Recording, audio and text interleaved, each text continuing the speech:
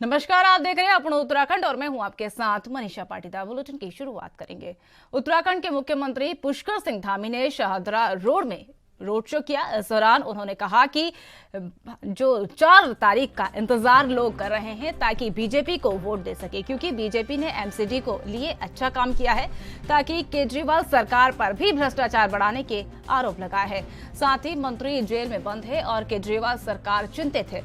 और वही इसी के साथ उन्होंने कहा कि उनका नाम भी इसमें शामिल ना हो जाए, इसके डर से केजरीवाल भाग रहे हैं।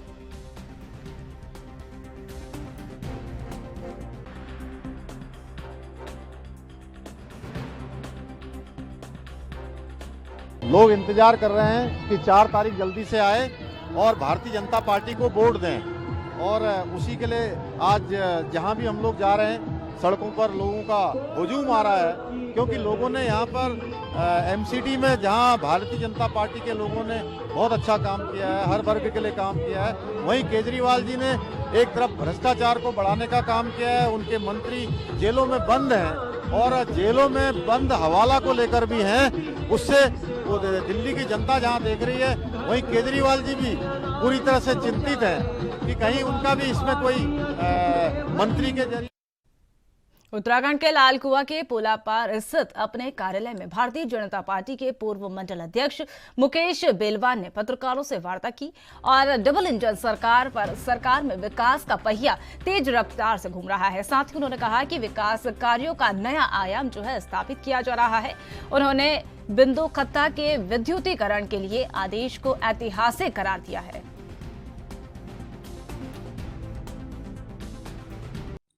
देखिए, बहुत अच्छा फैसला हमारी सरकार में ये हुआ है। इसके लिए मैं अपने प्रदेश के यशस्वी मुख्यमंत्री पुष्कर सिंह धामी जी, हमारे इस क्षेत्र से सांसद और केंद्रीय रक्षा राज्य मंत्री अजय भट्ट जी और हमारे इस लाल कुआं विधानसभा के बहुत ही कर्मठ और सक्रिय जो हमारे विधायक जी हैं, जो लगातार विधानसभा में विकास के लिए कार्य कर रहे हैं, सबका आभार व्यक्त करता हूं। और उनके द्वारा ही ये बिंदु खत्ता में जो हमारी बिजली की जो समस्या थी, जो अभी तक अस्थाई के रूप में वहाँ पर कनेक्शन दिए जा रहे थे, एक स्थायी व्यवस्था नहीं हो पा रही थी, उसका जो है उन्होंने स्थायी व्यवस्था करते हुए उसके लिए एक आदेश जारी करा है, जिसके दौरान अब वहाँ पर नए विद्युत कनेक्शन भी मिल सकेंगे, नई लाइनें भी पड़ पाएंगी, जहाँ पर पोलों की समस्या है वो भी दूर हो पाएगी।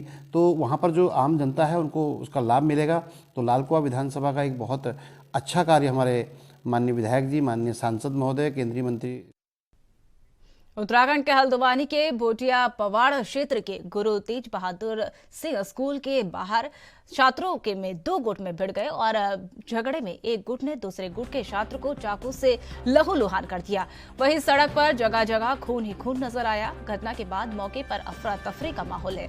घटना के बाद छात्र को गंभीर हालत में अस्पताल में भर्ती कराया गया। सूचना मिलने पर एसपी क्राइम और सीओ समेत पुलिस टीम मौके पर पहुंची। घायल छात्र के नाम पर सख्त मार्ग किया गया और जो कि गुरु तेज बहादुर शास्त्री स्कूल में 12वीं का छात्र था, जो कि कोठार गोदाम का क्षेत्र का रहने वाला था। फिलहाल छात्र का उपचार चल रहा है। वहीं पुलिस मौके पर पहुंची। पुलिस ने सीसीटीवी खंगालना शुरू कर दिया। सीसीटीवी में सड़क पर छात्रों को 2 गुटों पर लड़ता देखा गया और एसएसपी पंकज भट्ट ने बताया कि आरोपियों को पकड़ने के लिए एसओजी समेत 3 टीमें बनाई गई। आरोपियों की बाइक का नंबर मिल गया है। जगह जगह चेकिंग अभियान भी चलाया गया और जल्द ही आरोपियों को गिरफ्तार कर लिया जाएगा।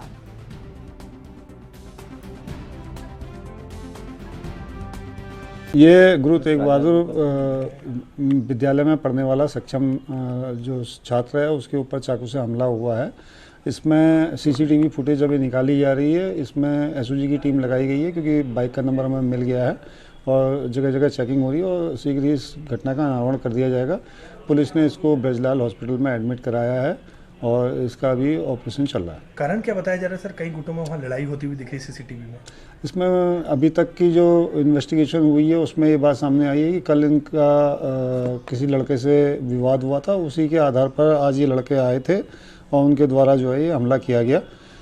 इसमें आपका जिस लड़के पे हमला हुआ है, अभी तक इस लड़के से इनका कोई विवाद सामने नहीं आ रहा है। किसी अन्य से विवाद सामने आया है और इन सभी पहलुओं पे जांच की जा रही है।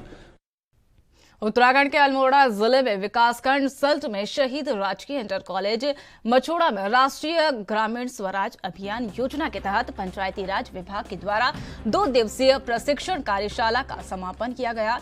2 दिवसीय प्रशिक्षण में रेखीय विभाग के कर्मचारी ने वार्ड मेंबर, आशा कार्यकर्ता, आंगनबाड़ी कार्यकर्ता को प्रशिक्षण दिया, जिसमें एसडीजी के सतत विकास के बारे में 17 के बारे में प्रशिक्षण दिया गया और केंद्र और राज्य सरकार के द्वारा चलाई जा रही कल्याणकारी नीतियों के बारे में भी जानकारी दी गई।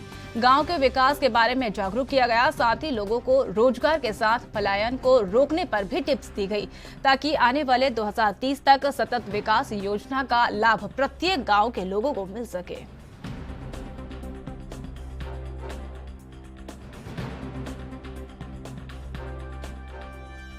राष्ट्रीय ग्रामीण स्वरोजगार अभियान योजना के तहत पंचायती विभाग द्वारा 2 दिवसीय प्रशिक्षण राजकीय इंटर कॉलेज मछोड़ में दिया जा रहा है, जिसमें रेखीय विभाग के कर्मचारी, वार्ड मेंबर, आशा कार्यकर्ती, आंगनबाड़ी कार्यकर्ती को एसडीजी के सतत विकास के 70 गोल्स पर प्रशिक्षण ट्रेनर महेश चंद पंत, कमल जोशी एवं उत्तराखंड के दून पुलिस को एक और बड़ी सफलता हाथ लगी है। पुलिस अधीक्षक देहांत कमलेश उपाध्याय ने प्रेस कॉन्फ्रेंस की और प्रेस कॉन्फ्रेंस में बताया कि नशे के कारोबार करने वाले दून पुलिस ने शिकंजा उन्होंने कस लिया। उन्होंने बताया कि नशे का कारोबार करने वाले के कब्जे से करीब 8 लाख रुपए अनुमानित $8 लाख अनुमानित बताई जा रही है। 102.50 ग्राम स्मैक बरामद की गई, जिसमें साहसपुर पुलिस ने 2 अभियुक्तों को भी गिरफ्तार कर लिया।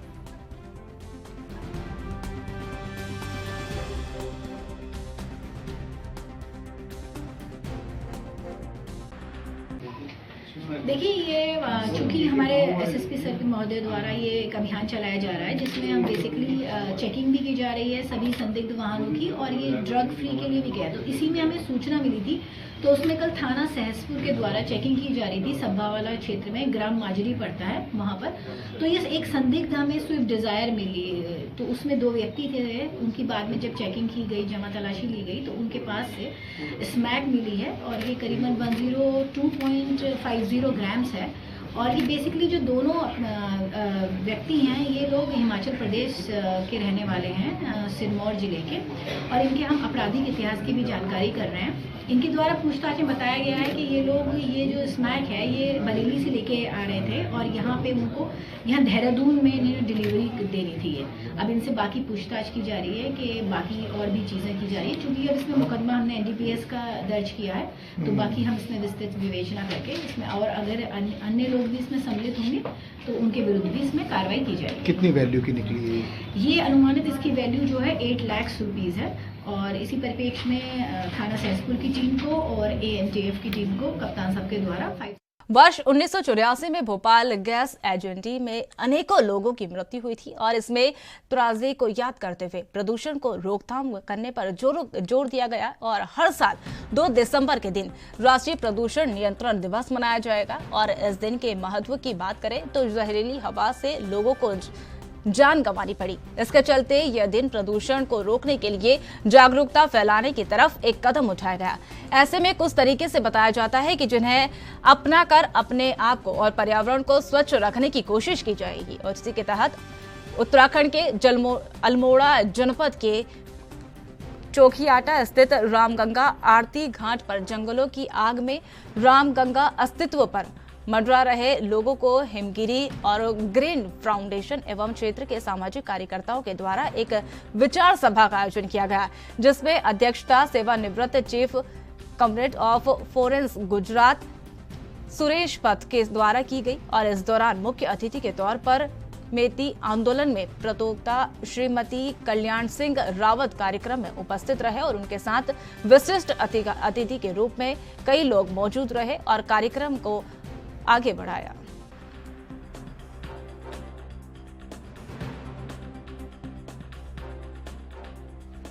कहा होगा कि हमारे दक्षिण भारत में और उधर पाकिस्तान और उधर कितनी बड़ी बाढ़ आई, बाढ़ से तबाही मच गई।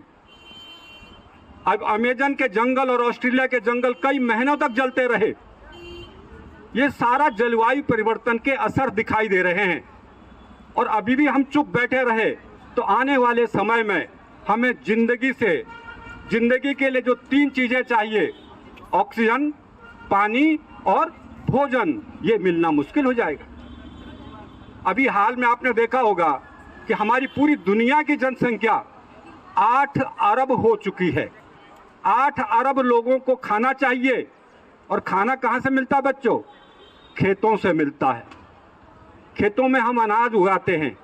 8 अरब लोगों को पेट भरने के लिए खेत ज़्यादा चाहिए, लेकिन हो क्या रहा है? खेतों में मकान उग रहे हैं और अनाज कम हो रहा है। कहाँ से लाएंगे हम अनाज? 8 करोड़ उनको कैसे बुझाएं, जन सहभागिता होनी जरूरी है। इस पर हमारे यहाँ पर जो हमारे विशेषज्ञ थे, पूर्व कंजर्वेटर श्री पंत जी ने, उन्होंने बहुत अच्छी तरह से समझाया। और यहाँ पर हमारे जो इंस्पेक्टर थे पुलिस के, उन्होंने बताया कि मैती आंदोलन में अगर आपको पेड़ चाहिए तो इसकी जिम्मेदारी मैं लेता हूँ, और हर घर में हर शादी पर पेड़ लगाने की परंपरा आगे बढ़ाइए, इसके लिए मैं आपको सहयोग करूँगी। और विशेषकर सभी लोगों ने यहाँ पर पर्यावरण को सुधारने के लिए काम किया और अपनी बात रखी। ये आज एक विलक्षण दिवस था यहाँ पर कि गंगा के किनारे जो आरती घाट है, कि यहाँ पर एक नदी को बचाने का संकल्प सभी लोगों ने लिया। मैं समझता हूँ कि इस तरह के कार्यक्रम और जगह भी किए जाने चाहिए, क्योंकि नदियाँ हर जगह घटती जा रही हैं, जंगल कटते जा रहे हैं और जैव विविधता। उत्तराखंड के चंपावत जनपद के तिराई टनकपुर शारदा रेंज के वन क्षेत्राधिकारी महेश बिस्ट ने अपनी टीम के साथ मुखबिर की सूचना पर चंपावत राष्ट्रीय राजमार्ग पर स्थित ककुराली गेट बैरियर पर चेकिंग के दौरान एक अशोक कैंटर से अवैध रूप से लाया जा रहा 207 पीपे का बरामद किया गया। उसमें कुल वजन लगभग 33 क्विंटल बताया जा रहा है, जिसकी कीमत लगभग 8 लाख रुपए आंकी गई। वही कैंटर का चालक मौके से भागने में कामयाब हुआ। वही कैंटर को वन विभाग की टीम ने अपने कब्जे में लिया और उसे सीज कर दिया।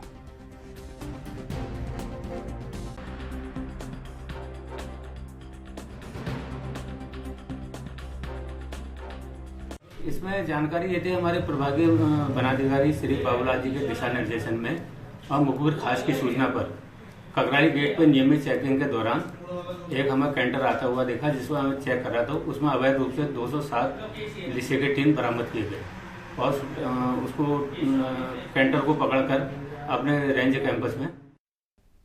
उत्तराखंड प्रदेश में लेखपाल संघ चुनाव को लेकर सरगर्मियां तेज हो गई है, जिसको लेकर आज अध्यक्ष पद के प्रत्याशी ताराचंद जसपुर तहसील पहुंचे और जसपुर क्षेत्र के लेखपाल संघ के अध्यक्ष धीरेन्द्र सिंह नेगी के साथ समस्त लेखपालों से जनसंपर्क अभियान के तहत प्रदेश के साथ अपने घोषणा पत्र के साथ 7 सूत्रीय घोषणाओं की समस्याओं से निजात दिलाने और समाधान करने का संकल्प लेने के साथ अपने समर्थकों से वोट करने की अपील की और इसी के साथ मीडिया से रूबरू हुए।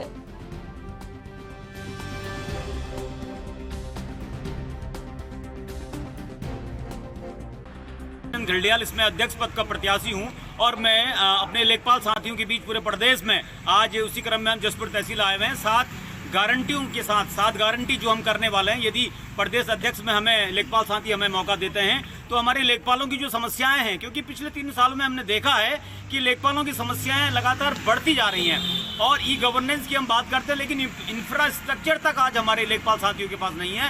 कुर्सी मेज टेबल और जो इंफ्रास्ट्रक्चर हमारा जो लैपटॉप है, जो हमारे तमाम संसाधन है, उन संसाधनों के अभाव में हमें 24/7 काम करना पड़ रहा है। इस तरह की सारी समस्याओं का निदान हम शीघ्र कराएंगे और हम अपील करते हैं कि उत्तराखंड के जसपुर में स्थित जेनेसिस स्कूल के कक्षा 12वीं के छात्र प्रियांशु शर्मा ने under 17 Asian championship long jump में गोल्ड मेडल जीत लिया और न ही स्कूल बल्कि पूरे देश का नाम रोशन किया, जिसके बाद प्रियांशु शर्मा के घर पर बधाई देने वालों की लोगों की लंबी लंबी कतारें लगने लगी।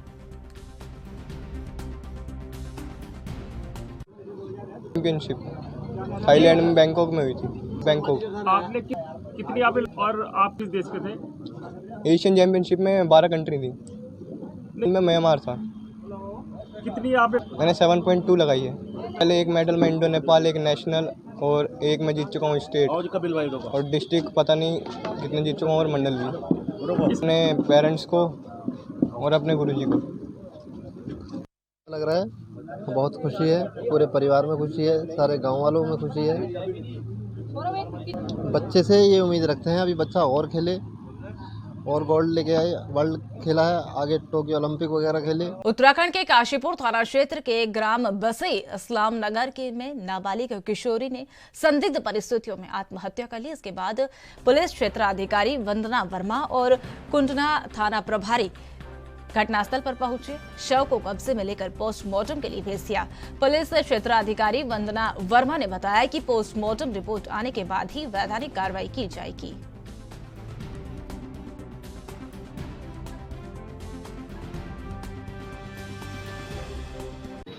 ये बसई गांव कुंडा थाना में एक ये सूचना प्राप्त हुई है कि एक ये नाबालिग लड़की है 15-16 साल की और आज इसके द्वारा फांसी लगा के आत्महत्या कर ली गई है। मौके पे हम लोग आए हैं, शव को देखा गया है, पंचायतनामा भरा जा रहा है और पोस्टमार्टम की कार्रवाई कराई जा रही है और जो भी इसमें वैधानिक कार्रवाई होगी वो आगे की जाएगी। मैम, प्रथम दृष्टया क्या लग रहा है कि क्या रहा होगा? अभी जब हम लोग आए हैं तो परिजनों ने ऑलरेडी इसको ऊपर से फांसी से उतार दिया था और इसका शव लटका हुआ किसी ने नहीं देखा है, कोई वीडियो भी नहीं है उस तरह का, लेकिन जैसा परिजन बता रहे हैं तो ये इसने आत्महत्या की है दुपट्टे से और दुपट्टा भी बरामद हुआ है और फिलहाल बाकी मेडिकल रिपोर्ट से क्लियर हो जाएगा। मैम, पूछताछ में बताया कि लड़की क्या करती थी, पढ़ती थी या क्या? ये अभी मदरसे से शिक्षा ले रही थी और थोड़ा 1 महीने से वहाँ भी नहीं जा रही थी और कुछ परेशान चल रही थी, घर में भी झगड़ा हुआ था, उसके बाद ये। उत्तराखंड के देहरादून में शिक्षा विभाग पर्वतीय क्षेत्रों में स्कूलों में 5 और मैदानी स्कूलों में 10 से कम संख्या वाले स्कूलों में समायोजित करने जा रहे हैं। ऐसे स्कूल में पढ़ाने वाले बच्चों को नजदीक के स्कूलों में भेजा जाएगा, जबकि उन स्कूलों में भोजन माताओं के द्वारा दूसरे स्कूलों में समायोजित किया जाएगा। इसके लिए शिक्षा महानिदेशक ने 15 जुलाई 2023 में ऐसे स्कूल चिन्हित किए और आदेश दिया कि शिक्षा विभाग इस फैसले पर विपक्ष के सवाल लगातार खड़े कर रहा है। विपक्ष का कहना है कि सरकार गरीबों को उनका शिक्षा का हक छीन रही है।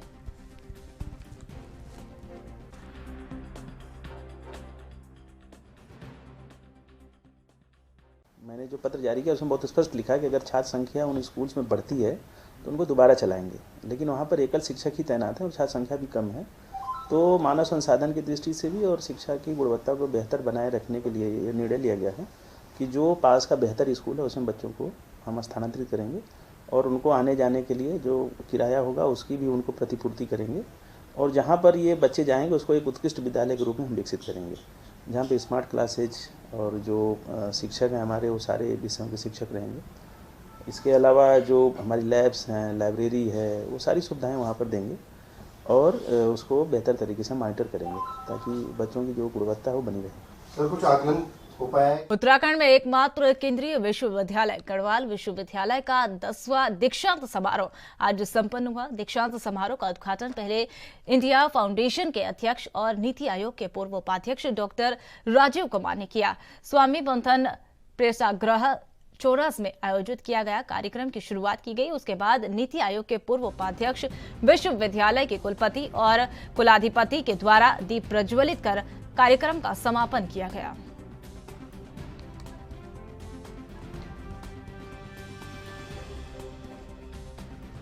ये एक प्रगतिशील कदम है कि लड़कियां भी सामने आ रही हैं और सामने नहीं वो अग्रणी हो रही हैं, यानी कि मेडल्स उनको सबसे ज़्यादा मिले।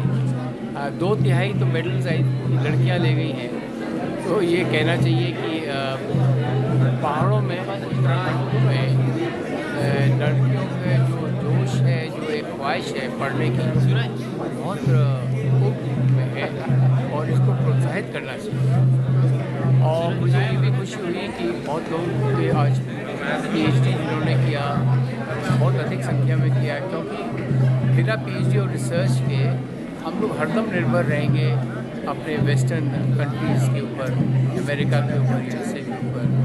हमें आत्मनिर्भर अगर होना है तो उसकी जो चाबी है वो है रिसर्च, भारतीय रिसर्च, खोज अपने आप में। और अगर हम अपना पूर्ण इतिहास देखें, हमारे पास सब चीज़, चाहे मैथमेटिक्स हो, एस्ट्रोनॉमी हो, आपकी फिजिक्स हो, सर्जरी हो, केमिस्ट्री हो, सब चीज़ें यहाँ थी, वो दब गई। क्योंकि जब अंग्रेज़ आए या मुग़ल लोग आए तो उन्होंने दबा दी।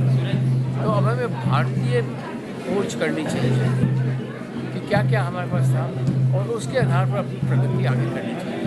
ये एक सबसे बड़ा संदेश इस कॉन्वोकेशन में मैं देना चाहूँगा। सर, अब गोल्डन जुबली भी आज से मना रहा है विश्वविद्यालय की। गोल्डन जुबली आज से मनाई जा रही, पूरे साल भर ये फ्यूचर प्लान क्या होंगे? फ्यूचर प्लान क्या रहेगा? अभी बहुत सारे प्रोग्राम, जैसे आज तो उसका भी उद्घाटन हुआ है 3 बिल्डिंग्स का। पहले इसका शिलान्यास हम लोगों ने, इसी तरह अब हम लोग जो इस साल हम लोग 4 लैंग्वेजेस, भाषाएं भी, जर्मन, फ्रेंच और ये सब यहाँ से क्लासेस बोल रहे हैं, क्योंकि अंतर्राष्ट्रीय स्तर का अगर हमें विश्वविद्यालय बनाना है तो इंटरनेशनल स्टूडेंट्स को यहाँ लाना भी पड़ेगा, इंटरनेशनल लैंग्वेजेस पढ़ना भी पड़ेगा और इसी तरह हम तरक्की कर सकते हैं। और यही मैसेज है कि 50 साल